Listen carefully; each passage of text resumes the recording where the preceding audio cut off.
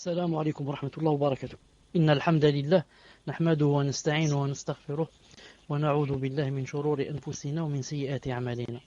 من يهده الله فلا مضل له ومن يضلله فلا هادي له، وأشهد أن لا إله إلا الله وحده لا شريك له، وأشهد أن محمدا صلى الله عليه وسلم عبده ورسوله. يا أيها الذين آمنوا اتقوا الله حق تقاته ولا تموتن إلا وأنتم مسلمون. يا أيها الناس اتقوا ربكم الذي خلقكم من نفس واحدة وخلق منها زوجها وبث منهما رجالا كثيرا ونساء، واتقوا الله الذي تساءلون به والأرحام إن الله كان عليكم رقيبا.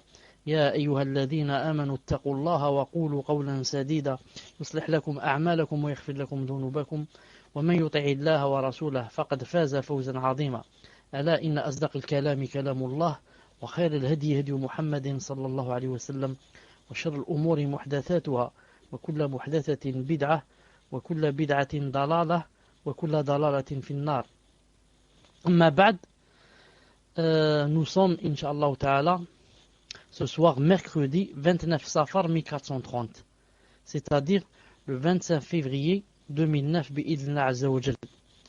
Nous sommes, Inch'Allah Ta'ala, dans le 50e cours de la personnalité de la musulmane. Le titre, Inch'Allah Ta'ala, d'aujourd'hui, 47e, elle s'intéresse à tout ce qui se rapporte aux musulmans. Elle s'intéresse à tout ce qui se rapporte aux musulmans. J'attends, Inch'Allah, que vous écriviez le titre. Je répète, elle s'intéresse à tout ce qui se rapporte aux musulmans. Alhamdulillah. La musulmane, imprégnée des principes de sa religion, ne s'intéresse pas uniquement à ce qui touche à sa personne, son époux ou ses enfants, mais aussi à tout ce qui se rapporte aux musulmans. Elle demande de leurs nouvelles et manifeste sa solidarité à leur égard, conformément aux enseignements du prophète alayhi salatu salam, qui a dit: dans leur affection, leur bonté et leur compassion des uns envers les autres, les croyants ressemblent à un seul corps. Lorsque l'un de ses membres souffre, les autres parties du corps s'interpellent mutuellement pour partager son insomnie et sa fièvre. Hadith rapporté par Muslim. Il a dit aussi, sallallahu alayhi wa sallam, le croyant est au croyant comme des parties d'un édifice qui se soutiennent mutuellement. Rapporté par Muslim. Consciente de sa responsabilité de communiquer l'islam aux autres, la musulmane s'intéresse à tout ce qui touche à sa umma, à sa nation. Elle s'intéresse aux individus et aux familles, comme elle s'intéresse à la société. À travers l'histoire, les plus vertueuses parmi les femmes musulmanes nous ont légué de multiples exemples illustrant l'attention qu'elles avaient pour tous les musulmans et musulmanes, au niveau individuel comme au niveau collectif. À titre indicatif, l'imam Muslim rapporte que Salim, le protégé de Shiddad ibn al-Hab, a dit, parce qu'il a dit, le jour où Sa'd ibn Abi Waqqas mourut, j'entre chez Aïcha, l'épouse du prophète sallallahu alayhi wa sallam. Ensuite, regardez c'est quoi ici, qu'est-ce qui s'est passé? C'est qu'il y a eu une mort. Il a dit ensuite, Abdurrahman ibn Abi Bakr entra. Abdurrahman ibn Abi Bakr, c'est-à-dire le frère de Aïcha, radiyallahu ta'ala anha, entra et accomplit les ablutions mineures. Aïcha lui dit, radiyallahu ta'ala anha, ô Abdurrahman, accomplis parfaitement tes ablutions, car j'ai entendu le messager d'Allah sallallahu alayhi wa sallam dire que ceux qui ne se lavent pas parfaitement les talons redoutent l'enfer. Que ceux qui ne se lavent pas parfaitement les talons redoutent l'enfer. Hadith rapporté par Muslim. Ainsi, constatant que son frère Abdurrahman n'avait pas lavé parfaitement ses talons en faisant ses ablutions mineures, Aïcha ne passa pas son erreur sous silence, mais au contraire attira son attention sur la nécessité de faire correctement ses ablutions, conformément à ce que le messager d'Allah avait dit. On ne doit donc pas confondre l'intrusion dans les affaires personnelles des autres et l'attention qu'on doit avoir à leur égard. La première pratique d'intrusion est réprouvée par l'islam, tandis que la seconde, c'est-à-dire l'attention qu'on doit avoir envers les autres, est recommandée tant qu'elle relève de l'obligation de commander le bien et interdire le mal. Non, parce que certaines personnes, elles veulent par exemple commander le bien, interdire le mal et dire aux gens par exemple, attention, cette chose est interdite, ou là il ne faut pas faire cela, ou là quand ils voient une personne devant elle faire une faute, non, il veut lui montrer, ensuite peut-être il se dit, le shaitan va lui dire, ça rentre dans l'intrusion, ça rentre dans, comme on dit, tajassus, ça rentre dans l'espionnage, et comme ça. Alors que tout ça n'est pas vrai. Le shaitan ne veut pas que tu corriges une faute à quelqu'un, le shaitan ne veut pas que tu propages la religion d'Allah subhanahu wa ta'ala. Ça, l'intrusion et l'espionnage, c'est quand on suit quelqu'un en cachette, on veut le photographier, on veut voir où il va, on veut voir avec qui il parle, on veut voir tout ça, ça rentre dans l'espionnage qui est interdit. Mais quand je dis à quelqu'un, cette chose est haram, il ne faut pas la faire, ou cette chose, Allah ta'ala l'aime, c'est bien de la faire, ce n'est pas de l'intrusion. Ça rentre dans quoi? Ça rentre dans le fait de commander le bien, interdire le mal. Encore, faut-il savoir faire cette chose avec sagesse, avec science, avec hikmah. Naam. À ce propos, on rapporte que lorsque Omar ibn al-Khattab radiyallahu ta'ala anhu fut poignardé, lorsqu'il fut poignardé et sentit qu'il était sur le point de mourir, il dit à son fils, Abdullah ibn Omar, il lui a dit, rends-toi chez Aïcha, transmets-lui mes salutations et demande-lui la permission que je sois enterré dans sa maison, près du messager d'Allah sallallahu alayhi wa sallam et de Abu Bakr radiyallahu ta'ala anhu. Alors il se rendit chez elle et l'informa de la volonté de Omar. Oui, je l'accepte volontiers, lui répondit-elle. Elle ajouta ensuite, mon fils, et c'est ça ce qui a rapport avec le dars, mon fils, transmets mes salutations à Omar et dis-lui, ne laisse pas la communauté de Muhammad sallallahu alayhi wa sallam sans chef. Désigne un successeur et ne les laisse pas livrer à eux-mêmes, car je crains pour eux la discorde, c'est-à-dire la fitna. C'est en effet la vision perspicace et judicieuse concernant l'unité et la paix au sein de la communauté, car sans chef d'État digne de ce poste, la communauté risque la discorde et les guerres fratricides. De par l'intérêt que Aïcha radiyallahu ta'ala anha portait au sort de la Ummah musulmane, de la communauté, Aïcha radiyallahu ta'ala anha a vraiment réfléchi aux conséquences d'une éventuelle mésentente entre les compagnons au sujet du successeur de Omar radiyallahu ta'ala anhu. Elle est parvenue à une opinion sur la question, puis elle n'a pas hésité à la communiquer au calife. Cette démarche de la part de Aïcha radiyallahu ta'ala anha devait inspirer la musulmane et l'inciter à assumer ses responsabilités envers sa religion et sa communauté, pour pouvoir contribuer à l'essor des musulmans et des musulmanes dans la perspective de devenir de nouveau la meilleure communauté qu'on ait fait émerger aux humains. Donc vous voyez Aïcha radiyallahu ta'ala anha, elle a vite fait de communiquer à qui? À Omar radiyallahu ta'ala anhu, par l'intermédiaire de son fils, de lui dire de ne pas laisser des compagnons comme ça, et qu'il fallait qu'il choisisse quoi? Qu'il choisisse un successeur à lui. Donc Aïcha radiyallahu ta'ala ne pensait pas seulement à elle, à ses plaisirs, ses désirs, mais pensez aussi à la Ummah. Pensez aussi à la Ummah. Vous écrivez 48e, elle appelle les gens à la vérité. 48e, elle appelle les gens à la vérité. J'attends, Inch'Allah.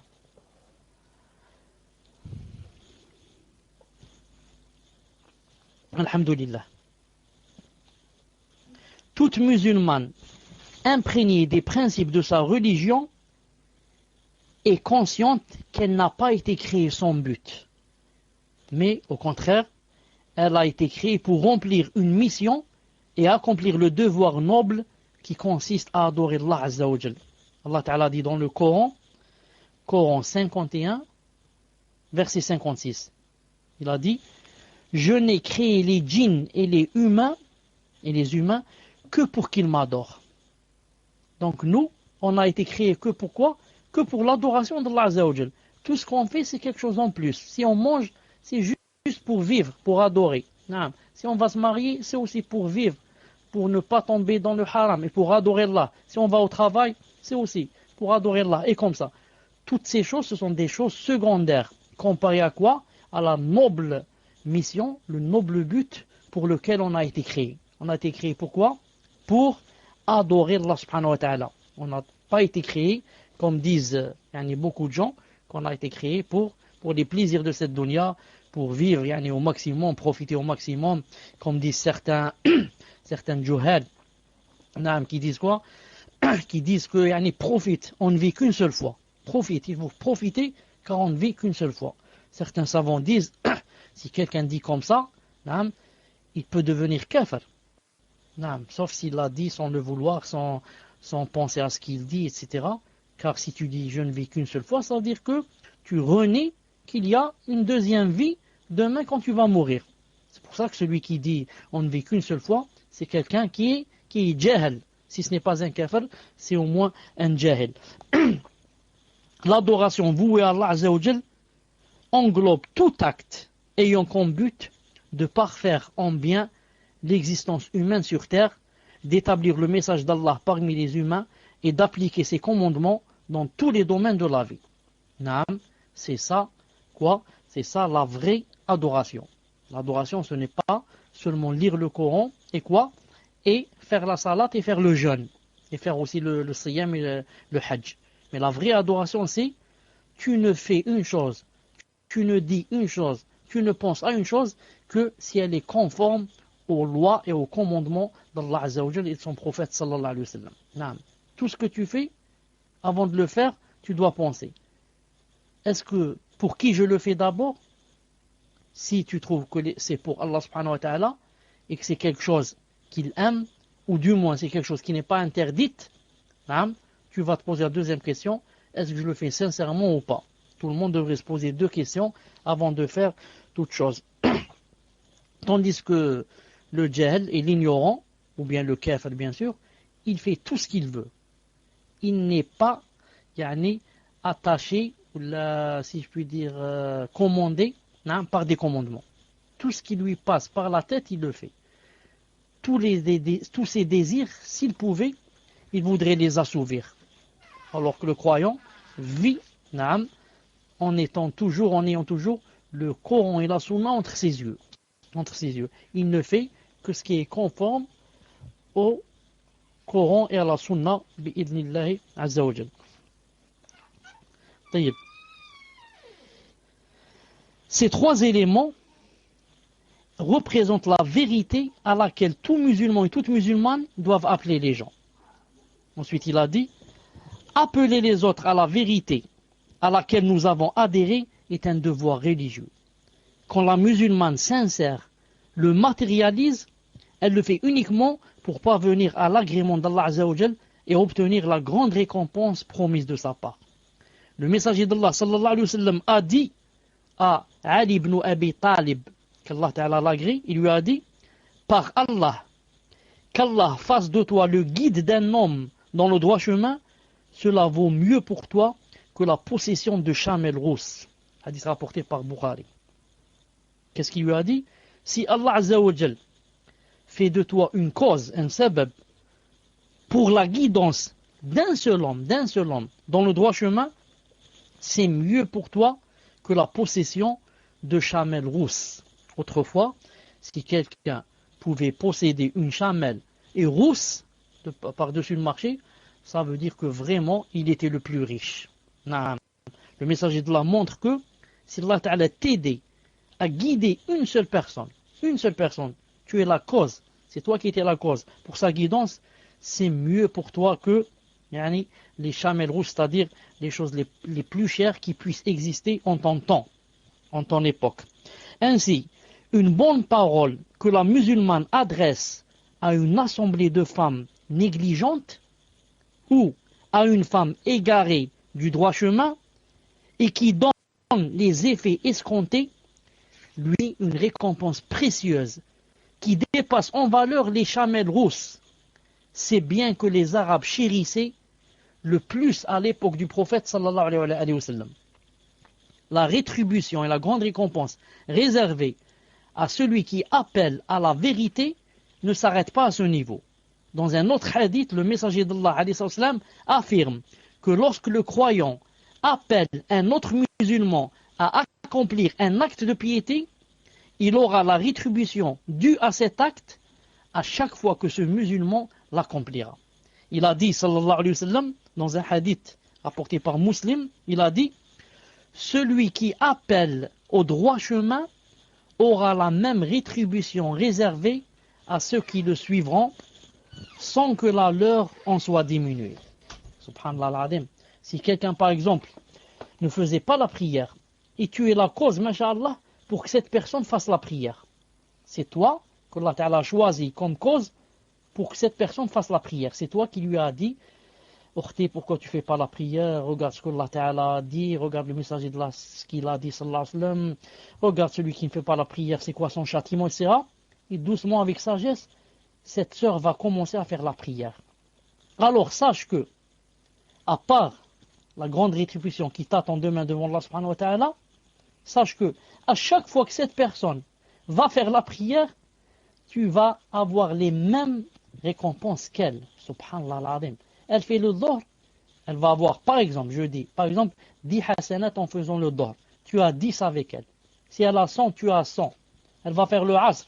Elle a 50 hasanat. D'après, bien sûr, elle était distraite, elle n'était pas distraite. Elle va avoir 50 hasanat, tu vas avoir 50 avec elle. Elle va faire le asr. Si elle a 30, tu vas avoir 30. Et comme ça, jusqu'à ce qu'elle meure. Ou alors qu'elle délaisse la salat. Subhanallah al-Azim. Regardez celui qui est la cause pour qu'un autre fasse une chose. Que ce soit la salat, c'est vraiment vaste.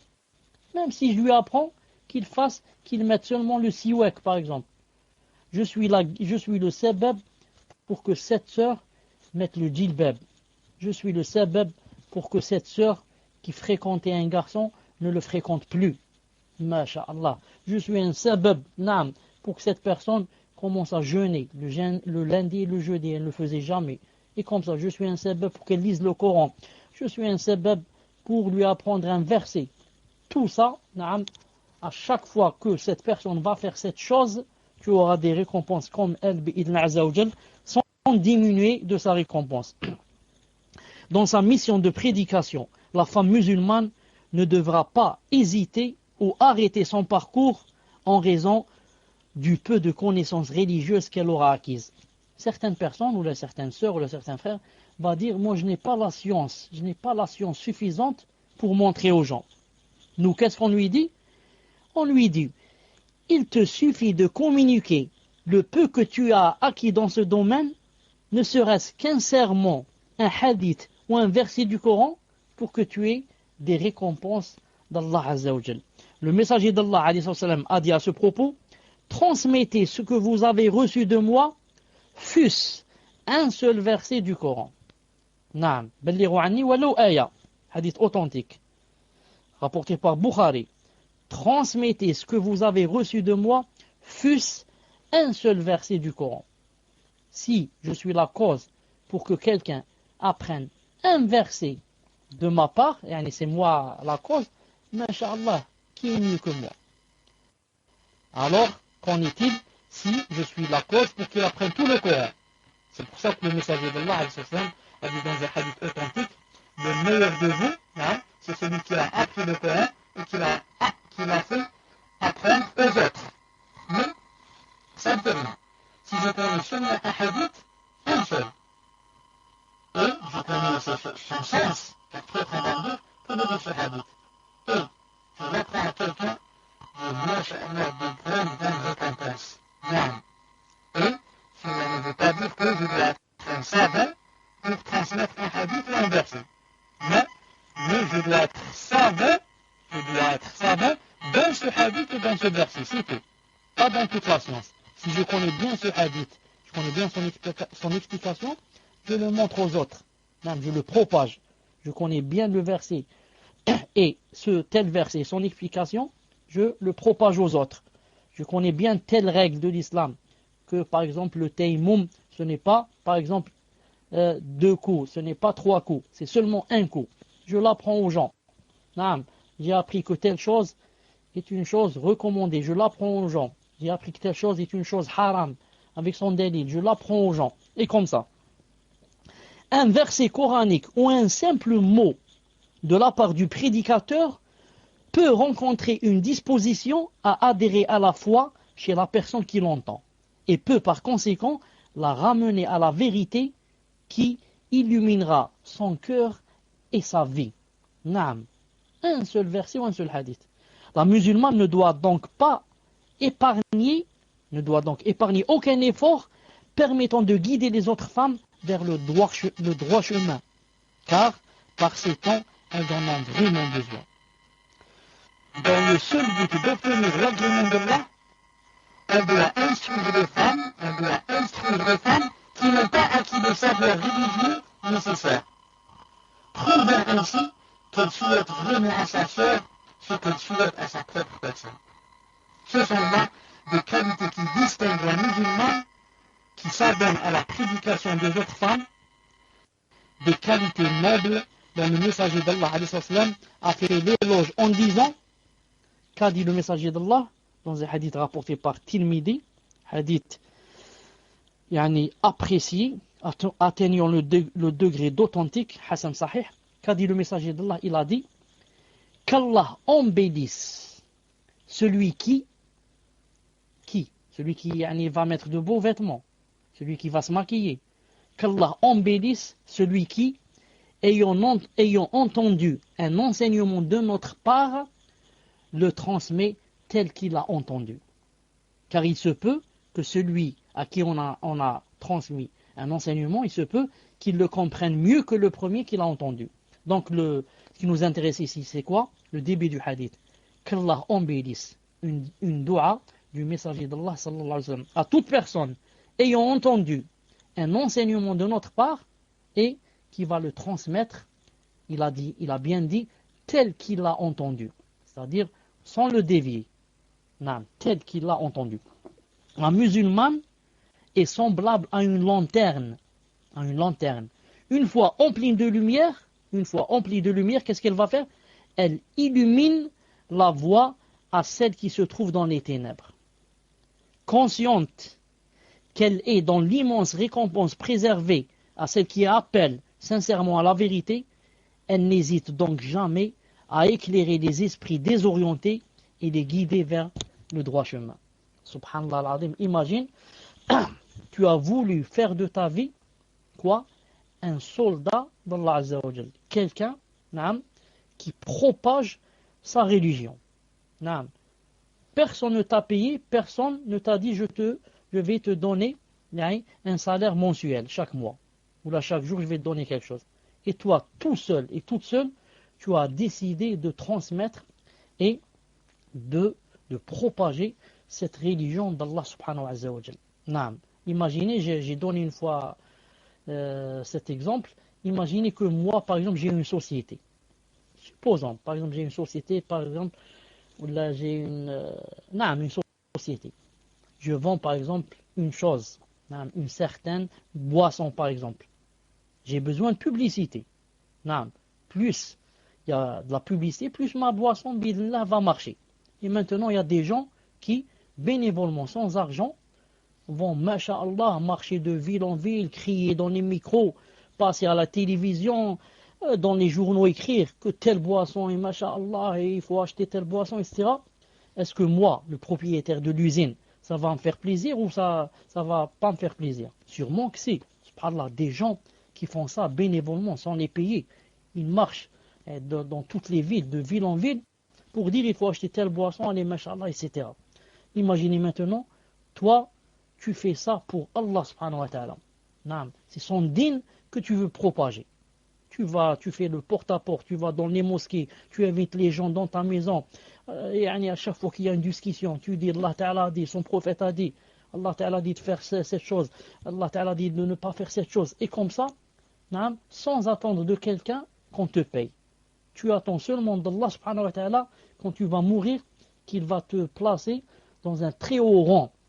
Ce jour-là, ceux qui ont passé leur vie à rire et à plaisanter, comme il y a dans beaucoup de salles, beaucoup de salons, au nom de l'islam, subhanallah al-azim, au nom de l'islam, si au moins ils faisaient ça dans d'autres sections, section, je ne sais pas, section connaissance, section amitié, non, au nom de l'islam, du matin au soir, il parle de cinéma, il parle de chansons, et MDR, mourir de rire, mourir de rire, mourir de rire, tu m'as fait rire, tu m'as fait...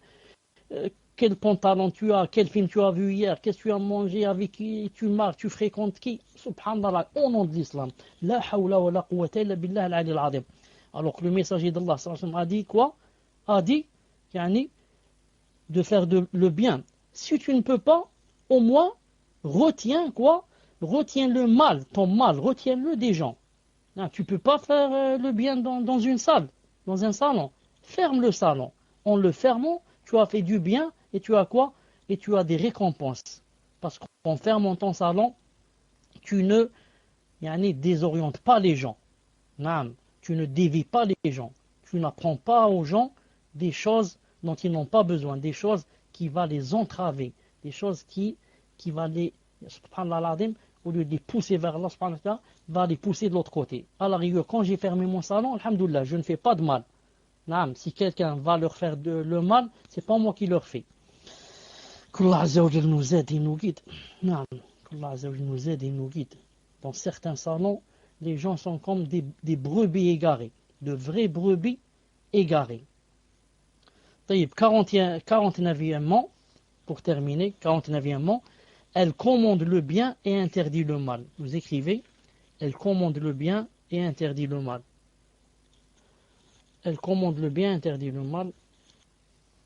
Alhamdulillah. Commander le bien et interdire le mal est une obligation qui incombe à la femme comme à l'homme. Allah Azza wa Jal a dit, Coran 9, verset 71, les croyants et les croyantes sont alliés les uns des autres. Qu'est-ce qu'ils font? Ils commandent le bien, interdisent le mal, accomplissent la prière, s'acquittent de l'aumône et obéissent à Allah Azza wa Jal et à son messager. Voilà ceux auxquels Allah fera miséricorde, car Allah est tout puissant et sage. En confiant à la femme la mission de commander le bien et interdire le mal, l'islam lui octroie un statut de prestige. Pourquoi? Car il lui permet de se situer dans la position de commandeur, elle qui était toujours commandée. Le devoir de commander le bien et d'interdire le mal est en fait un honneur. La musulmane est appelée à l'accomplir dans les limites de sa féminité, parmi les milieux féminins et en fonction de ses compétences. Elle doit notamment s'opposer à tout acte condamnable dès qu'elle le constate. Elle doit le faire avec sagesse, patience, subtilité et courtoisie. Elle est tenue à éliminer ce qui est condamnable par l'action matérielle si elle en est capable, c'est-à-dire avec sa main par exemple, à condition qu'un tel acte n'engendre pas une discorde dont les conséquences seront pires que le péché condamné. Sinon, elle doit s'évertuer à l'éliminer, c'est-à-dire le condamnable, par des propos, en parlant, par des propos persuasifs. Le cas échéant, si elle ne peut pas, elle doit enfin le condamner avec son cœur, en réfléchissant aux moyens qui permettent de l'éradiquer.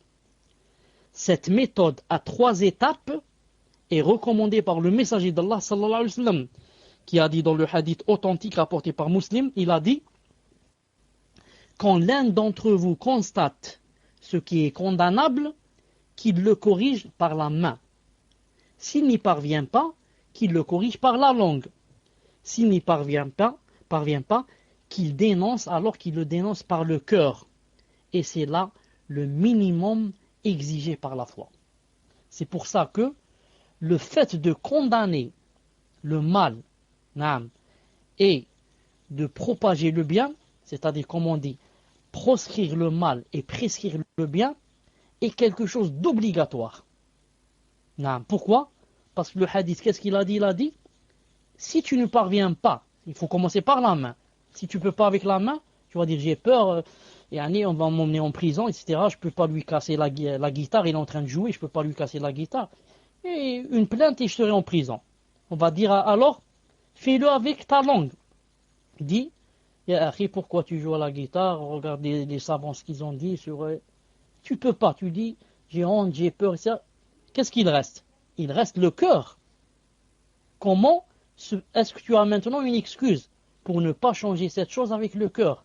Et dire dans ce cœur, montrer que je ne suis pas ravi. Non, mon cœur devient chagriné, mon cœur devient triste. Je pense à une chose, comment faire la prochaine fois pour lui dire ne pas faire cette chose, etc. Pourquoi j'ai dit que c'était obligatoire?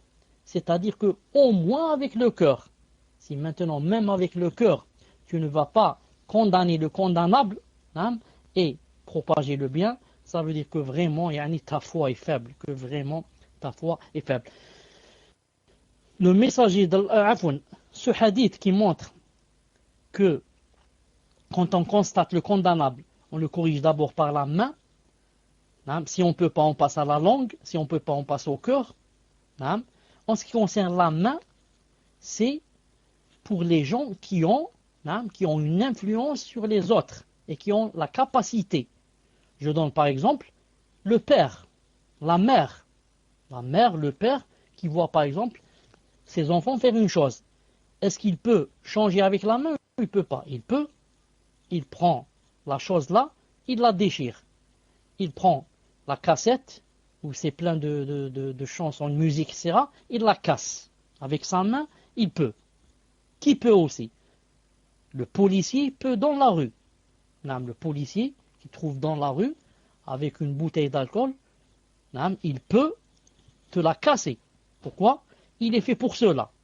Mais toi, peut-être tu peux pas. Tu peux pas voir quelqu'un dans le jardin en train de boire de l'alcool, tu vas dire je vais lui casser la bouteille. Ça, tu vas lui casser la bouteille. Mais ça va donner quoi? Ça va donner peut-être 10 ans de prison, ou les 5 ans. Alors imagine 5 ans dans une prison, ta foi qui faiblit, qu'est-ce qu'il y a dans la prison comme chose condamnable, les enfants seuls, ta femme seule, etc. Peut-être on a besoin de toi pour la da'wa, etc. Qu'est-ce que tu as fait? Tu as cassé une bouteille, il est allé au bar, il en a acheté 20. Tu as cassé une bouteille, il en a acheté 20 5 minutes après. À quoi ça t'a servi de lui casser la bouteille? Essaye de lui faire détester l'alcool. Essaye de lui faire détester l'alcool de son cœur, pour que lui-même ne pense plus à boire, pour que lui-même déteste la boisson. C'est mieux que de lui casser ici la bouteille. Mais si tu casses la bouteille qui se trouve dans ta maison, là, d'accord. Pourquoi? Parce que c'est toi qui commandes dans ta maison. Et il a dit, si on ne peut pas, on passe à la langue. Regardez le messager d'Allah, sallallahu alayhi wa sallam, comme le hadith est dans le Bukhari, il est rentré une fois dans la maison, il a trouvé ce qu'on appelle le drap. Bon, je vais appeler le drap, je ne sais pas comment ça s'appelle. Autrefois, il n'y avait pas les portes. À la place du porte, on mettait un drap. Il a vu que Aïcha venait d'acheter un drap et elle venait de l'attacher là-bas, à la place de la porte. Et qu'est-ce qu'il contenait? Il contenait des images, des photos. Et il l'a pris, sallallahu alayhi wa sallam, et il l'a déchiré. Mais Aïcha a dit, astaghfirullah wa atubu ilayh. Je ne savais pas, j'avais cru ceci, cela. Le même hadith est dans le Bukhari. Ce qui nous intéresse, c'est que le messager d'Allah l'a déchiré avec ses propres mains. Pourquoi? Il est dans sa maison, et quand on est dans sa maison, on constate une chose, on peut commencer par la main directement. Si on ne peut pas, j'ai dit, les savants ont dit, la main donc c'est pour quelqu'un qui a le commandement dans sa maison par exemple, ou bien par exemple pour le gouverneur, le policier, le juge, etc. dans la rue. Et la langue, ils ont dit, c'est pour par exemple les savants, mais ceux qui ont les délits quand ils parlent. Ils changent donc le munkar, ils condamnent le condamnable avec leur langue en parlant, en disant Allah Ta'ala a dit, le message d'Allah Ta'ala a dit. Si on ne peut pas, on a peur, qu'est-ce qu'il y a? il a le cœur. Si tu ne changes pas le condamnable avec ton cœur, tu ne peux pas t'excuser de Allah subhanahu wa ta'ala. Parce que dans ton cœur, tu ne peux avoir peur de personne. Personne ne sait que dans ton cœur, tu n'aimes pas cette chose et que tu es contre et que tu es chagriné, etc. Donc si toi, ça te plaît, et tu es joyeux, etc., donc ça veut dire que tu n'as pas changé ce condamnable. Et le messager de l'Islam a dit, la religion c'est le conseil. Nous lui disons, pour qui? Il a dit, pour Allah, son livre, son envoyé et pour les guides des musulmans et leur masse. Hadith rapporté par Muslim aussi. Quand la musulmane consciencieuse manifeste sa loyauté envers les autres femmes en commandant le bien et en interdisant le mal, elle contribue à corriger beaucoup de comportements basés sur des coutumes contraires aux enseignements de l'islam. En changeant ses coutumes, ô combien répandues parmi les femmes, elle rend à sa communauté un service noble qui fait d'elle l'une des meilleures parmi les gens. On rapporte à ce sujet qu'alors que le prophète sallallahu alayhi wa sallam était sur son minbar, un homme se leva et dit, ô messager d'Allah, qui est le meilleur parmi les gens? Il répondit sallallahu alayhi wa sallam, le meilleur d'entre les gens est celui qui connaît le plus le Coran, le plus pieux, qui commande plus que les autres le bien, qui interdit plus que les autres le mal, et qui maintient le plus les liens de parenté. Hadith rapporté par Ahmed ibn Hanbal et Tabarani. Ces transmetteurs sont jugés dignes de confiance. Voir Mujma' al-Zawaid, volume 7, page 263. C'est en conformité avec cet objectif que la musulmane consciencieuse doit. Elle ne reste pas muette face à une faute commise. Et elle n'hésite pas à exposer explicitement la vérité.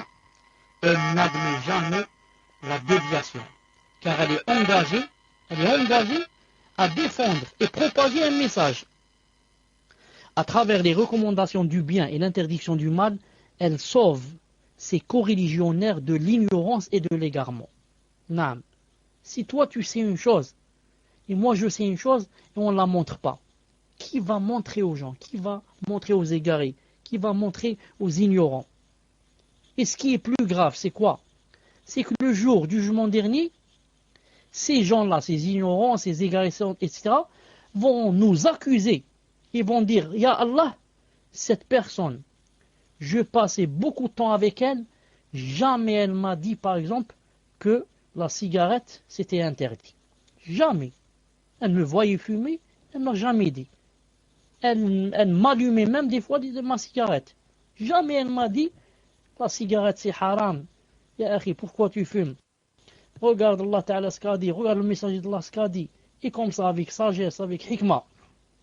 Quand on veut interdire un mal, surtout quand on interdit un mal, on ne doit pas montrer à la personne, d'ailleurs on ne doit même pas avoir cette chose, c'est quoi? On l'interdit pour Allah Ta'ala. C'est pas parce que je suis jaloux de cette personne qui fait cette chose, ou là c'est parce que je déteste cette personne. Non, je vais lui montrer que ceci, cela. Je vais me venger. Non, jamais de la vie. Si je dois faire comme ça, il vaut mieux que je ne le fasse pas, car ce n'est pas pour Allah. Mais je le fais pour Allah subhanahu wa ta'ala. C'est pour ça que je dois être, je dois avoir de la sagesse, je dois montrer la compassion à cette personne, même de mon amour à elle. Non, je la déteste pas. Je déteste ce qu'elle fait, c'est tout. Je lui montre que cette chose ne se fait pas. Non. Elle accomplit ce devoir surtout pour préserver la société du châtiment que le messager d'Allah a annoncé au peuple, parmi lesquels l'on n'entend aucune voix commandant le bien ou interdire le mal. On rapporte qu'après son investissement comme calife, Abu Bakr Siddiq radiyallahu ta'ala anhu monta sur le mimbar. Il célébra les louanges d'Allah, il a dit alhamdulillah, puis il dit aux gens, vous récitez souvent ce verset qui dit, ô les croyants, vous êtes responsables de vous-même. Celui qui s'égare ne vous nuira point si vous avez pris la bonne voie. Coran 5, 105. Ya ayyuhalladhina amanu, alaykum anfusakum, La yadurrukum man dalla idha ihtadaytum. Subhanallah al-Azim. Regardez ce qu'il dit le verset. Oh, les croyants, vous êtes responsables de vous-même. Celui qui s'égare ne vous nuira point si vous avez pris la bonne voie. Donc quelqu'un va lire ce verset, il va dire, vous êtes responsable de vous-même. Donc, et il a dit, donc celui qui s'égare ne va pas me nuire. Donc moi je m'en fous de celui qui s'égare. L'essentiel, je suis responsable de moi-même et de mes enfants.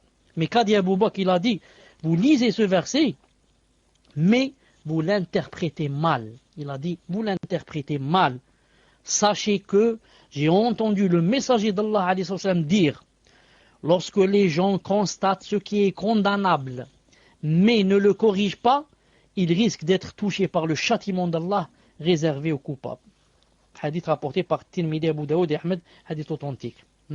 Lorsque les gens constatent ce qui est condamnable, mais ne le corrigent pas, ils risquent d'être touchés par le châtiment d'Allah Azza wa Jal réservé aux coupables. La musulmane sincère n'est ni indifférente par rapport aux autres, ni inerte sur le plan social. Sa foi et sa conscience font d'elle une femme activiste qui œuvre constamment pour le bien des autres. Elle porte conseil à ceux qui en ont besoin. Elle corrige les comportements corrompus. Elle contribue à la diffusion des valeurs positives. Elle n'admet jamais qu'un acte portant atteinte à sa religion puisse se produire en sa présence sans le corriger et appeler celles qui le commettent au droit chemin. Elle le fait avec fermeté et sans aucune hésitation, notamment quand il s'agit d'une question touchant à l'essence de la religion, comme la aqidah. Subhanallah al-Azim. Surtout, si tu entends par exemple quelqu'un dire une chose dans la aqidah, une chose vraiment fausse, et tu le laisses et tu lui montres pas. Non. Au moins, si tu ne peux pas, lève-toi et laisse-les parler. Non, si tu ne peux pas, tu as peur qu'ils t'emmènent en prison, ou qu'ils te frappent, ou qu'ils te tuent. Mais ne reste pas assis avec eux en le laissant dire des choses fausses. Il y en a vraiment, surtout, si c'est dans la aqidah. Dans toute chose, mais surtout si c'est dans la aqidah. Non. Dans ces cas graves, il n'est plus question de convenance ou de courtoisie. Il n'est plus question de passer sous silence les erreurs qui s'y rapportent. Sinon, nous risquerons de subir le sort des Juifs quand ils se montrèrent indifférents aux infractions que transgressaient ou qui transgressaient leur religion. Le messager d'Allah sallallahu alayhi wa sallam l'explique en disant, chez les Israélites, c'est un hadith rapporté par Tabarani, ses transmetteurs figurent parmi ceux admis par Bukhari et Muslim. Il a dit sallallahu alayhi wa sallam, chez les Israélites, dans une époque antérieure à la vôtre, quand l'un d'entre eux, c'est-à-dire commettait un péché, un autre le lui interdisait, juste pour se justifier auprès d'Allah. Car le lendemain même, il lui tenait compagnie et partageait son manger et son boire. Alors qu'hier, la veille, il lui avait dit, c'est interdit de faire cette chose. Donc le lendemain, il lui tenait compagnie et partageait son manger et sa boire, comme s'il ne l'avait pas vu commettre un péché la veille. Constatant ce comportement de leur part, Allah Azza wa Jal rendit les cœurs des uns semblables à ceux des autres. Et il fit qu'ils soient maudits par les prophètes Daoud et Isa, fils de Maryam, pour avoir désobéi à ses commandements et les avoir transgressés. Et ensuite, le messager d'Allah a juré, il a dit, par celui qui détient mon âme en sa main, vous commanderez le bien, vous interdirez le mal, et vous empêcherez le malfaiteur de commettre des délits, en l'obligeant à se remettre dans le droit chemin. Sinon, Allah Ta'ala rendra parmi vous les cœurs des uns semblables à ceux des autres, et vous maudira comme il les a maudits. Allahu Akbar. Naam. Ici, Inch'Allah Ta'ala, se termine le cours d'aujourd'hui. Le prochain cours, c'est elle est subtile et judicieuse dans sa prédication. C'est-à-dire que, quand quelqu'un fait la prédication, il faut qu'il connaisse les règles. Et je vous avais promis, Inch'Allah Ta'ala, de vous faire un cours spécialement sur la da'wah. Ce cours, je le ferai exactement, Inch'Allah Ta'ala, quand je terminerai le prochain cours. Naam. C'est-à-dire, car il reste un seul cours, et ce livre, Masha'Allah, de Ce livre de, attendez, de combien de pages? Ce livre de 494 pages. Ou plutôt plus. Ce livre de 500 pages. Non, ce livre de 500 pages, masha'Allah, sera terminé et on consacrera un chapitre ou un dars spécialement à comment le musulman et la musulmane doivent faire la da'wa. Car la da'wa, c'est une adoration. Tu ne fais pas la da'wa comme tu veux toi. Non, tu dis ce que tu veux, tu frappes les gens. Non, tu fais la da'wa comme Allah Ta'ala te l'a montré.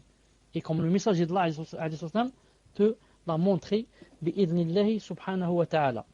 Non. Donc, Inch'Allah Ta'ala, on va passer aux questions, bi'idnillah azza wa jal. Pour les questions, je demande qu'on me donne le micro, sur InSpeak. Et on va faire les questions, Inch'Allah Ta'ala, dans 5 minutes. Subhanakallahumma bihamdik, ashhadu an la ilaha illa ant, astaghfiruka wa atubu ilayk. Assalamu alaikum wa rahmatullahi wa barakatuh. Donc c'est la question de Sajidet. Salam alaikum, Cheikh. J'ai une question concernant mon divorce. Comme je me suis marié civilement en France, on doit passer devant le tribunal pour divorcer et donner le motif du divorce.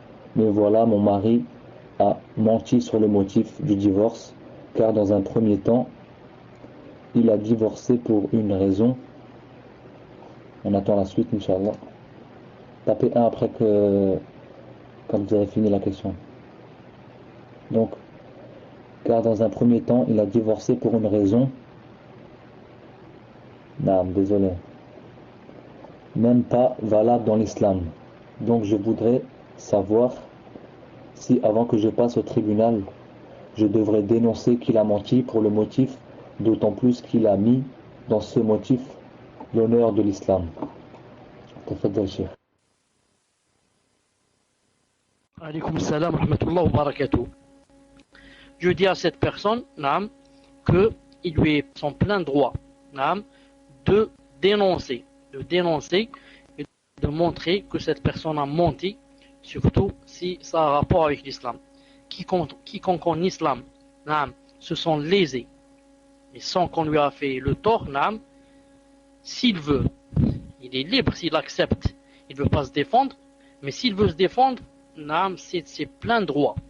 Et rappelez-vous quand la femme qui s'appelle Zuleykha, quand elle a fait la fitna à Yusuf alayhi salam, elle a dit qu'il avait voulu me forcer pour faire la fornication avec lui, etc. Alors que c'était pas vrai, c'était tout à fait. Qu'a dit Yusuf alayhi salam, il a dit Hiya rawadatni an nafsi. Il a dit c'est elle qui a voulu, ou m'a presque forcé à ce que je fasse cela. Il ne s'est pas tué, il a dit c'est elle qui a fait ceci. Donc, on a le droit de se défendre, surtout si on sait que ça va nous porter du tort matériellement ou bien spirituellement. Wallah subhanahu wa ta'ala a'lam. On passe inshallah ta'ala au suivant. Ibn al-Qayyim n'oublie pas de m'aider dans le fait d'enlever les rouges et de donner les D'où cours ou d'où souk, Inch'Allah. Salam alaikum. J'aimerais savoir quels sont les adab pour la famille, frère de grand-mère, entre parenthèses. Peut-il demander à me voir juste pour nous visiter chez ma sœur et mes frères sans en parler à mon mari? Faites de le Cheikh. Alaykoum salam wa rahmatullahi wa barakatuh. En principe et en règle générale, quand une femme veut faire une chose, elle doit demander le consentement de son mari. Des fois, c'est quelqu'un de notre famille, un cousin ou là, un oncle ou là, et on va le voir sans dire au mari, et il risque de s'énerver. Et je ne sais pas, le shaitan va venir, va le gonfler, et il va dire je divorce, tu es divorcé. Il vaut mieux, dans un cas pareil, toujours revenir, lui demander son consentement, bi'idnillahi azza wa jal. Naam. Atfadal, Inch'Allah ta'ala, on passe au suivant. On passe, Inch'Allah ta'ala, à Ummi sur l'InSpeak. Assalamu alaikum wa rahmatullah, Cheikh. La semaine dernière, vous aviez parlé de la salat et du fait de bouger l'index de haut en bas lors du tashahhud. Après les salutations, il y a l'invocation pour la préservation de l'enfer. Et durant cette invocation, doit-on continuer à bouger l'index de haut en bas? Allah yajazikum khair. Taïb. Maintenant, je demande à ceux qui sont dans le paltok, est-ce qu'ils ont entendu la question? Est-ce qu'ils ont entendu la question? Alhamdulillah. Je réponds. Bismillah ar-Rahman ar-Rahim wa salatu salam ala ashrafil mursalin. Quand on commence tashahhud, dès qu'on commence, on s'assoit. On va commencer à dire Tahiyyatu lillah. Déjà, on a le doigt pointé vers la qibla. On regarde son doigt. On le bouge du haut vers le bas. Yani, doucement. Doucement du haut vers le bas. Et on est en train de dire jusqu'à ce que on se prépare à dire salam alaykum. C'est-à-dire même quand on dit Allahumma inni a'udhu bika min adab jahannam wa min adab al-qabr wa min fitnat al-mahya wal mamat wa min fitnat al-masih ad-dajjal ou min sharri fitnat al-masih ad-dajjal, on est toujours en train de bouger le doigt. Maintenant, j'ai terminé, je suis prêt à dire salam alaykum. Je baisse le doigt, je dis salam alaykum, salam alaykum. Naam. Tfaddal inshallah le suivant. Donc la question de Yamina, Inch'Allah. Salam alaikum, Shir. J'aurais aimé savoir, est-ce que l'on fait un péché si on ne prie pas les deux rakas de la salat fajr, c'est-à-dire celle avant subh? Allah vous récompense. Amin. Wa alaykum salam wa rahmatullah wa barakatuh. Alhamdulillah. En ce qui concerne les deux rak'at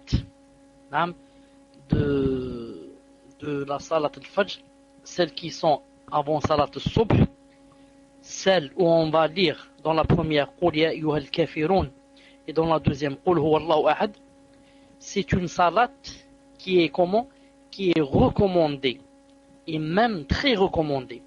Celui qui ne la fait pas, n'aura pas des péchés. Il n'aura pas des péchés et n'aura pas de châtiment dans l'au-delà. Dans cette vie bas, dans cette bas vie, ou cette vie ici bas, dans le bas monde, on peut, bon c'est difficile de dire ça en français, on peut le blâmer.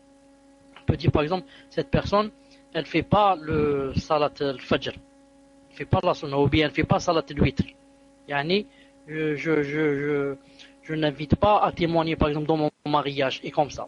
Si c'est une personne qui ne fait pas cette salat tout le temps, mais si elle l'a pas fait, elle était fatiguée ou là, ce n'est pas grave.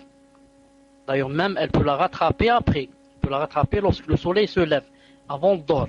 Elle a jusqu'à le dor pour rattraper salat al-fajr, si elle l'a pas faite. Mais la personne qui ne la fait pas tout le temps, sans raison, ou bien ne fait pas salat al-witr tout le temps et sans raison. L'imam Ahmed disait de la personne qui ne faisait pas salat al-witr, il disait, c'est un rajul sou. C'est quelqu'un de pas bien, cette personne, quelqu'un de mauvais, il ne faut pas le fréquenter, il ne faut pas se laisser. Donc, je répète, salat al-fajr n'est pas une obligation, c'est sunnah mu'akkada. Et parmi les sunan qui sont recommandés, il y a en première position salat al-fajr et salat al-witr, que le messager d'Allah n'a jamais délaissé, même s'il était en voyage. C'est dire l'importance de salat al-fajr. Si maintenant on ne la fait pas une fois, deux fois, trois fois, c'est pas grave. Mais si quelqu'un va dire je vais jamais la faire, celui-là, même s'il n'a pas de péché dans l'au-delà, on peut le blâmer dans ce bas monde. Wallahu ta'ala a'lam. En arabe on dit yulam. Yulam, blâmer, yani nalumuhu. Wallahu ta'ala a'lam. Tfaddal le suivant. Azam. Salam alaikum. Salam alaikum, Shir. J'espère que vous allez bien, ainsi que votre famille. Je ne sais pas si votre épouse vous a fait part de mon cas. J'aimerais vous parler en PV si c'est possible. Tafaddal, Shir.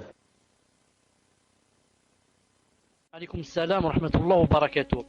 En fait, je ne sais pas de quel cas elle parle, car mon épouse, beaucoup de sœurs lui parlent. Beaucoup de sœurs lui exposent son cas. C'est pour ça que je ne sais pas de quel cas exactement elle est en train de parler. Non. ensuite, pour le privé, Inch'Allah Ta'ala, pour le privé, Inch'Allah Ta'ala, tout à l'heure, Inch'Allah Ta'ala, je vais demander à ma femme. Maintenant, elle n'est pas là, elle est à la cuisine, en train de préparer le couscous. Naam. Inch'Allah Ta'ala.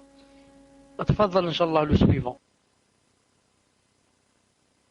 La question dit, mes parents veulent que je me marie avec un frère dont ils ne savent rien, mais disent qu'il suit la sunna, c'est tout. Ils me forcent à le rencontrer alors que je refuse. Ma mère a donné mon numéro au frère et il m'a appelé en qu'il n'a pas le droit. Ce frère, taïb. Attendez. Taïb. Maintenant, quand Salaf a écrit sa question, ça s'est mélangé. Ce frère m'a appelé et m'a dit bonjour. Quand j'ai informé ma mère de cela,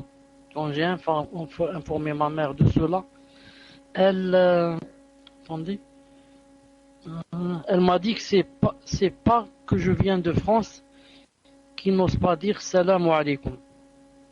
Elle m'a dit que c'est parce que je viens de France qui n'ose pas dire salam alaikum. Ma mère ne me parle plus et me dit que je lui ai désobéi. Quand je leur présente des frères du ménage, ils refusent et disent que ça ne fait pas. Ils disent que ça ne fait pas. Ça ne se fait pas que je leur demande. Est-ce que ça fait partie de la désobéissance aux parents, le fait que je refuse ce mariage? Que me conseillez-vous? Jazakumullahu khayran. Pour la réponse, je dis que, en principe, personne en islam n'a le droit de marier une femme, et encore moins un homme, de marier une femme à quelqu'un dont qui elle ne le veut pas. Elle ne le veut pas. Vous connaissez le hadith qui est clair, où le messager d'Allah a séparé entre une femme et son mari, ou là, parce que elle n'a pas accepté ce mariage. Ou bien l'un des deux hadiths. Maintenant, je me souviens pas très bien. Ou bien celle qui a dit, bon, j'accepte, mais c'est juste pour montrer que les hommes n'ont pas d'influence, si je puis dire, sur les femmes si elles ne veulent pas. L'un des deux hadiths est authentique. Ce que je veux dire, si jamais la femme ne consent pas, ses parents ne peuvent pas la marier et n'ont pas le droit de la marier, et son mariage n'est pas valide. Mieux que cela, son mariage n'est pas valide, car l'un des principaux piliers du mariage, c'est quoi? Le consentement. C'est le consentement des deux époux. Si l'un des deux n'accepte pas, le mariage n'est pas valide. Donc le fait de ne pas accepter, ça ne rentre pas dans la désobéissance. Car il se peut qu'on aime, il se peut qu'on déteste quelqu'un, il se peut qu'on ne veuille pas quelqu'un, il se peut que quelqu'un ne remplisse pas les conditions, et comme ça, donc cette sœur, elle peut dire que pour cette étape, puisqu'on n'est pas d'accord sur la même personne, etc., je préfère ne pas parler de mariage maintenant. Elle dit, voilà, je ne veux pas me marier maintenant, laissez-moi, je vais étudier ou là, comme ça, pour que les autres réfléchissent bien, sa mère réfléchisse, etc. Et elle aussi, elle aura le temps, Inch'Allah Ta'ala, de réfléchir. Naam. Wallahu subhanahu wa ta'ala a'lam. Donc c'est à Firoz. Assalamu alaikum wa rahmatullah wa maghfirlatu as-salana illakum. Lorsque vous avez cité le hadith sur les fils d'Israël, qu'Allah fut en colère car un jour les interdisait le mal et l'autre jour ils essayaient avec lui et lui tenaient compagnie. Cela veut dire qu'une fois avoir interdit le mal à un frère, nous ne devons plus lui tenir compagnie et partager un repas avec lui. J'ai pas très bien compris, Shir. Tafadhal, Inch'Allah. J'ai pas compris cette question. Non, moi aussi j'ai pas bien compris, mais je sais pas, il l'a pas bien écrit. S'il peut le réécrire mieux, Inch'Allah ta'ala. Donc je vais essayer, Inch'Allah. Assalamu alaikum wa rahmatullah wa maghfirlatu arsalana ilakum. lorsque vous avez cité le hadith sur les fils d'Israël, qu'Allah fut en colère car un jour l'un interdisait le mal à l'autre et l'autre jour ils s'asseyaient avec lui et lui tenaient compagnie. Cela veut dire qu'une fois avoir interdit le mal à un frère, nous ne devons plus lui tenir compagnie et partager un repas avec lui. Non, c'est ça en fait la question. Fadal Cheikh. Wa alaykoum salam wa rahmatullahi wa barakatuh. Maintenant j'ai compris la question. Quand on interdit un mal à quelqu'un, on lui interdit un mal, on voit cette personne, yani, elle est de quel genre? Il y a ceux qui, lorsqu'on leur interdit le mal, ils s'arrêtent de le faire. Dans ce cas, il n'y a plus de problème. Mais il y a d'autres qui ne s'arrêtent pas de le faire. Dans ce cas, si on va les isoler, on va s'isoler d'eux, hein, cette chose est permise en islam à condition que ça donne des résultats. À condition qu'on sache que ça donne des résultats. Mais si maintenant une personne fait par exemple un péché, ensuite je lui dis, il ne faut pas faire cette chose, etc. Et il commence à la faire, hein, il la refait. Ensuite je vais m'isoler de lui, je ne vais plus lui parler. 3 jours, 4 jours, 5 jours, 1 mois, comme le messager d'Allah n'a pas parlé aux 3 compagnons, 52 jours. Ensuite je vois que ça n'a rien donné. Que pire que cela, maintenant il fait des fautes plus graves. Donc le fait que je l'ai isolé n'a donné aucun résultat. Je préfère maintenant chercher un autre moyen. Car le fait de ne pas parler avec quelqu'un ou ne pas s'asseoir avec lui ou de s'isoler de lui n'est pas une adoration en elle-même. C'est une cause pour que la personne revienne vers Allah et délaisse le péché. C'est pour ça que le fait de ne pas s'asseoir avec quelqu'un ou ne pas lui parler, etc., c'est juste si ça donne. On va l'essayer, on va voir si ça donne. Si ça donne des résultats, masha'Allah. Si ça donne pas, c'est pas la peine de faire cette chose. Si la personne qui fait cette chose, c'est une tête de la bid'a, par exemple un chef d'une secte, etc., celui-là, on a le droit ni de lui parler, ni de lui rendre le salam, ni de s'asseoir avec lui. Ni de lui parler, ni de lui rendre, même si lui, il dit salam alaikum, on ne doit pas lui rendre. Ni de s'asseoir avec lui.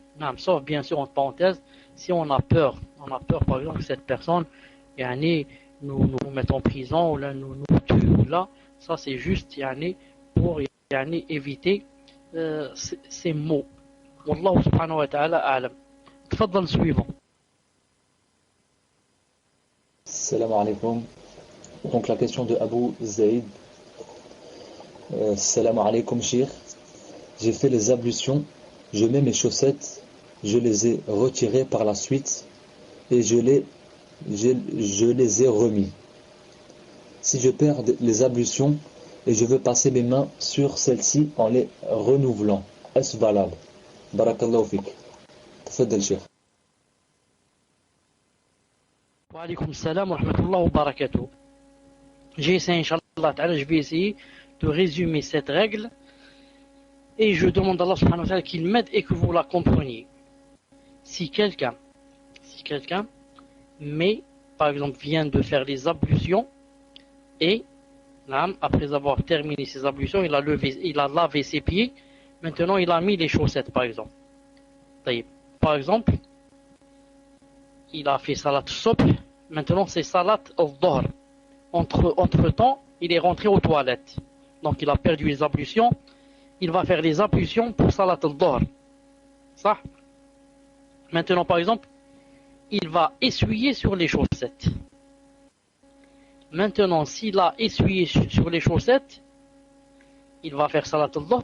Maintenant, s'il enlève ses chaussettes, après avoir essuyé sur les chaussettes, il va les enlever et, par exemple, un quart d'heure après ou là, il va les remettre sans perdre ses ablutions.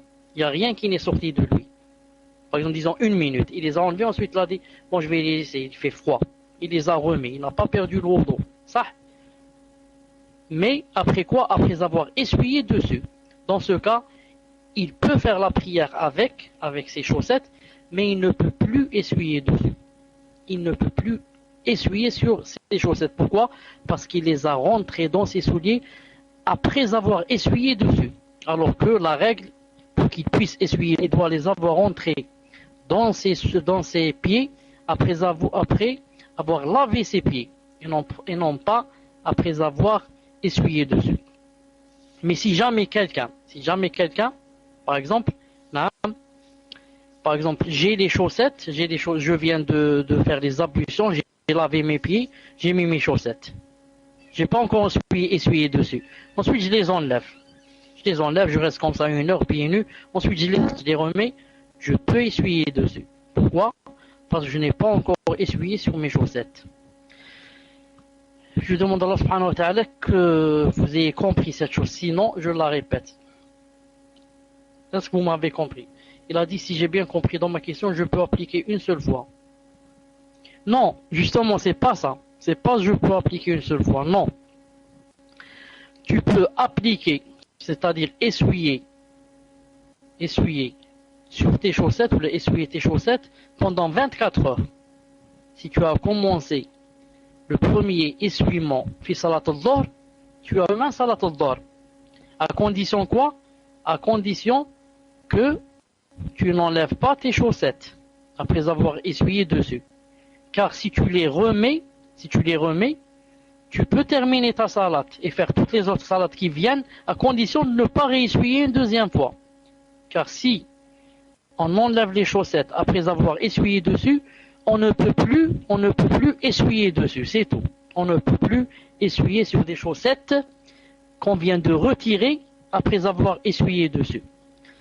Inch'Allah, Abu Zayd, c'est compris? Sinon, j'ai bien expliqué, Inch'Allah ta'ala, alhamdulillah, barakallahu fik Abu Zayd. Sinon, j'ai bien expliqué cette chose vous rentrez dans le site où c'est écrit les ablutions, le tayammum, etc. Vous trouvez cette chose, je l'ai bien expliqué, Inch'Allah ta'ala.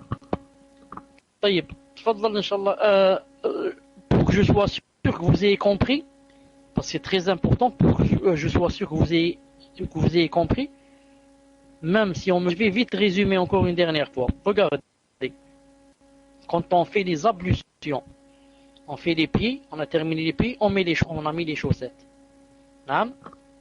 Je commence à compter 24 heures, non pas à partir du moment où j'ai mis les chaussettes, mais à partir de la première fois où je vais essuyer. C'est-à-dire, si je me suis levé salat al-fajr, j'ai fait les ablutions, j'ai mis mes chaussettes et je n'ai pas essuyé. J'ai gardé mes ablutions jusqu'à salat al-asr. Jusqu'à salat al-asr, je n'ai pas fait les ablutions. Quand c'est le moment de salat al-asr, il restait 5 minutes, j'ai perdu mes ablutions. Donc maintenant, je vais essuyer sur mes chaussettes quand? À la salat al-asr. Donc j'ai jusqu'au lendemain à la salat al-asr, je peux essuyer. Pourtant, j'ai mis mes chaussettes pendant salat al-fajr. Mais je ne compte pas le moment où je mets les chaussettes. Mais je compte le moment où j'essuie la première fois. Et maintenant, je peux, pendant 24 heures, toujours essuyer sur mes chaussettes. À condition que, après avoir essuyé une fois sur les chaussettes, je ne les retire plus. Je ne les retire pas de mes pieds. Si je les retire et je les remets, je peux faire la salade parce que je n'ai pas encore perdu les ablutions. Mais je ne peux pas réessuyer. Non. Taïb. Est-ce que c'est le cas de InSpeak, Inch'Allah Ta'ala? Est-ce que c'est le cas de InSpeak? Si c'est oui, écrivez-moi InSpeak. Non. Donc, c'est le cas de qui? Salafi 3. Salam alaikum wa rahmatullah wa barakatuh, cheikh, et tous mes frères et sœurs. Voilà, je suis une personne qui s'est convertie il y a 2 semaines à peu près. Allahu Akbar. Naam. Alhamdulillah. Ce frère est en couple avec une fille qui n'est pas musulmane, dont il a eu un bébé ces jours-ci. Il aimerait savoir quel est le jugement concernant son enfant et le jugement concernant sa situation avec cette fille et quel comportement avoir avec elle, car apparemment elle aimerait bien connaître la vérité. Elle croit en Allah, Mon Dieu, mais je ne sais pas si elle est chrétienne ou juive. Je suis désolé, je n'ai pas été assez clair. Je connais une personne, c'est pas moi, Inch'Allah. Naam, c'est une personne, c'est une autre personne. Taïb, bismillah ar-Rahman ar-Rahim, wa salatu salam ala ashraf al-mursalin. L'enfant qui est né de ce rapport, ce naam, n'est pas un enfant halal. C'est-à-dire que cet homme-là n'était pas musulman et sa femme n'est ni chrétienne, ni juive, ni musulmane. Donc cet enfant n'est pas légitime. Cet enfant sera le fils de sa mère. Sera le fils de sa mère et non pas le fils de son père. C'est-à-dire que si sa mère meurt, il va l'hériter. Et si lui il meurt, sa mère va l'hériter. Mais ce père biologique n'est pas son père, n'est pas son vrai père. Quant à la femme, à partir d'aujourd'hui, après qu'il soit rentré en islam, il n'a plus le droit de vivre avec elle, et encore moins de l'approcher. Et encore moins de l'approcher, sauf si, c'est quoi? Sauf si elle rentre dans l'islam, ou bien dans le christianisme, ou bien dans le judaïsme. Et dans ce cas, bien sûr, il devrait se séparer et attendre au moins une fois les menstrues pour savoir qu'elle n'est pas enceinte et faire le repentir. Les deux doivent faire le repentir et regretter et ne pas se parler pendant cette période, etc. Ensuite, il va chez son tuteur demander, son tuteur, yani qui est musulman bien sûr, il va lui chercher un tuteur musulman, il va lui demander sa main et se marier avec elle. S'il se marie avec elle, son enfant dont on vient de parler, illégitime, si c'est une fille, elle pourra se dévoiler devant son père biologique, parce que son père vient de se marier avec sa mère. Elle est devenue une rabiba. Elle est devenue une fille adoptive. Wallahu azza wa jal a'lam. تفضل إن شاء الله تعالى le suivant. Donc le prochain c'est les jumeaux. Salam alaikum shir. Voilà, j'ai rêvé que je volais à vos côtés et je vous ai dit Allah vous a choisi pour être shir et moi je ne serai jamais choisi car je suis une femme et vous m'avez dit j'ai été choisi pour 3 raisons et la première c'est que je paie la zakat et ensuite elle dit qu'elle a oublié les 2 autres. Donc voilà, c'est ça en fait. Qu'Allah vous guérisse et merci pour tout. Amin. Tafaddal shir. Wa alaykoum salam wa rahmatullah wa barakatuh. Heureusement que mon épouse est un peu loin, car si elle va lire ça, elle va dire comment celle-là, elle vole à côté de lui, etc. Alhamdulillah. Al-Muhim, en ce qui concerne le rêve, elle a dit j'ai oublié les 2 autres. Je les ai oubliés, c'est-à-dire pendant le rêve ou là je les ai oubliés maintenant? Je pose la question. Je les ai oubliés pendant le rêve ou bien je les ai oubliés maintenant? Je profite pour l'occasion pour dire à Adam qui m'a parlé tout à l'heure, que mon épouse est au courant de ce que tu lui as dit. Et moi aussi je suis au courant. Elle me l'a appris bi'idna azza wa jal. Al-Muhim, pour le rêve, je demande à Allah subhanahu wa ta'ala qu'il me donne de la sincérité et qu'il nous donne à nous tous la sincérité et qu'il nous aide et qu'il nous ouvre nos poitrines pour l'islam et qu'il nous rapproche de lui et qu'il nous ouvre ses portes du paradis et qu'il nous éloigne de l'enfer et qu'il nous aide et nous donne la sincérité. Barakallahu fikum, jazakumullahu khayran. On passe Inch'Allah ta'ala au suivant. Barakallahu fik, Cheikh, salam alaikum. Et excusez-moi de déranger votre cours, c'était juste pour faire une petite remarque, parce que la sœur Adam, la dernière fois, elle vous a posé une question, et lorsque vous étiez en train de répondre à sa question, elle a rajouté un détail, et vous n'avez pas vu le détail, et peut-être que ce détail-là, il va changer toute la réponse. Et barakallahu fikum, si vous pouvez enlever le point rouge à la sœur Adam, c'était pour lui demander, est-ce que lorsque son père il s'est remarié avec la 2e femme, est-ce que cet enfant, est-ce que cet enfant c'est l'enfant de son père ou c'est l'enfant de la deuxième femme à son père? Parce que ce détail, il peut changer toute la réponse du cheikh et vous l'avez mis à la fin, mais le cheikh il l'a pas vu. Vous avez posé la question, vous avez dit mon père il s'est remarié avec une femme et il y a un enfant. Mais est-ce que cet enfant, c'est l'enfant qui vient de votre père avec cette nouvelle femme, ou est-ce que votre père il s'est marié avec une femme qui avait déjà un enfant? Après vous avez marqué c'est mon demi-frère, si vous vous en souvenez. Est-ce que la ourte elle nous entend, Inch'Allah? Adam, oui. Oui quoi? Oui, cet enfant, il est de votre père aussi, hein. Naam. Eh bien, alhamdoulilah, alors la réponse du cheikh, elle n'a pas changé. Et juste une chose, cheikh, par rapport à ce que la sœur, elle avait écrit, elle a dit c'est mon demi-frère. Et j'aimerais savoir, est-ce qu'en islam, ça existe, ce terme demi-frère, ou est-ce qu'on est tous des frères de sang et des frères filins, ou est-ce que ce terme en islam, il est permis de dire demi-frère? Parce que moi, je sais que chez les koufars, ils utilisent ce mot-là, mais je ne sais pas si chez les musulmans, ça existe, et si c'est permis. Et excusez-moi pour la vérification. Barakallahu fikum. Salam alaikum. Pour le terme demi-frère, tant que ça ne fait pas mal ou là ça ne se contredit pas avec un verset ou un hadith, ça ne devient pas interdit. L'essentiel c'est que quand on distingue demi-frère, on comprend qu'il vient alors ou bien du père ou bien de la mère seulement. Et ça ne se contredit en rien avec l'islam. Même si en islam, ça a une autre appellation. Allah Azza wa Jal a'lam. Tfadhal, Inch'Allah, le suivre. Donc la question de Talib Saïd. Salam alaikum wa rahmatullahi wa barakatuh. Une sœur souhaite se marier.